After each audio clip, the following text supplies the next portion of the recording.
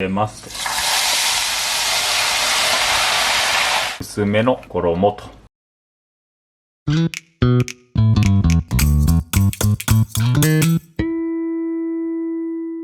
ちらですね、白エビと、三つ葉を使って、かき揚げ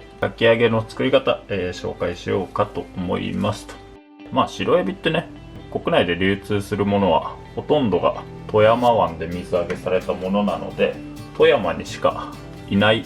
エビだと思われているんですけれど、富山湾にしかいないのではなく、富山湾以外で漁をしてね、採算が成り立つ地域がないため、富山湾でしか漁が行われていないというのが実情で、実はね、これ太平洋側にも生息してる、エビではありますかね。はい、そうしたら、ここからね、かき揚げを作っていきたいと思いますと。用意してほしいのは、これボウルはこれこっちに入れて、混ぜ合わせていくんですけれど、ではこの打ち粉っていうのは、これね、ここにこのね泥を移してこうなじませていくんですけれど、それだとね、どうしてもこうつながりが弱いので、それをねつなぐためのつなぎに使う薄力粉ですね。と、これは泥はね、天ぷらよりも少し軽めに作ってあげた方が仕上がりがね軽いかき揚げができると思いますんで、一応ね、今回の分量は小麦粉100に対してくず粉、なければ片栗粉10の水が260の卵が1個という形で、作ってますね。はい、そうしたら、実際に揚げていきたいと思います。泥を合わせていくんですけれど、まずね打ち粉を、全体にまぶしますと。でここでね、粉を入れすぎるとこっちのね泥を軽めに作った意味がないので、この混ぜる量は、だいたいねこの量で、薄力粉2つまみぐらい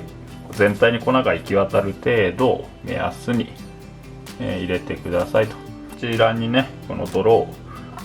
流し入れますと。でこの流し入れる量は多すぎるとこれね、もちゃっとしたかき揚げになってしまうので、この入れる泥も最小限、感覚としてはこうね具を持ち上げてみて下にたまらないぐらいというのを目安に、泥を入れてみてくださいと。ここでね少ないかなと思って泥を入れすぎるとこのね仕上がりが重いかき揚げになってしまいますんで、こうねちょっと近めで見るとこのぐらいですね。具材がしっかりと目で確認できるぐらい薄めの衣と、三つ葉なんかもね粉がついていない、これで大丈夫なのかというぐらいを目安に入れてくださいと。泥を入れて、全体にねさっくり混ぜ合わせたら、ここから揚げていきますと。で、ここからね、揚げていくんですけれど、まずね揚げる際はこれね全体にこの種を散らしながら、流し入れます。でこれ全体に広がるので、そしたらねこう箸で、1箇所に集めてまとめていきます。これ表面の衣が固まっちゃうとどうしてもねくっつかないので、この作業はね、手早く済ませるようにしてください。このね、鍋の端なんかを使ってこうやってね寄せていってあげると、比較的きれいにまとまるので、あとはね形はねなるべく丸くしてあげるっていうのが一般的ではありますかね。で、こういった形でね、大方火が入ったらね一度ひっくり返してしっかりと全体を揚げていきます。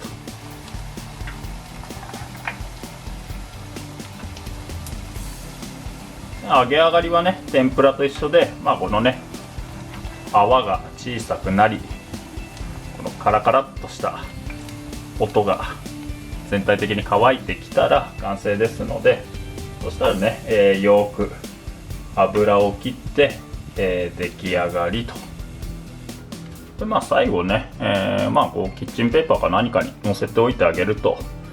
多少はね油が切れるので、この状態で器に盛り付けたら完成ですと。で盛り付ける際はね、天紙か何か敷いてあげて、あとはね普通にかき揚げを盛るだけと。天つゆで食べてもいいし、すだちかなんか添えてね、あとお塩で食べてもいいし、この辺は、好みで良いのではないでしょうかと。ちなみにかき揚げのね語源は、かき混ぜて、揚げるからかき揚げと。なんとなくねかき集めて揚げるからかき揚げだと思っていたんですけれど、諸説あるんですが、かき混ぜてから揚げるというのがどうやら語源らしいですよ。はい、今日は以上でございますと。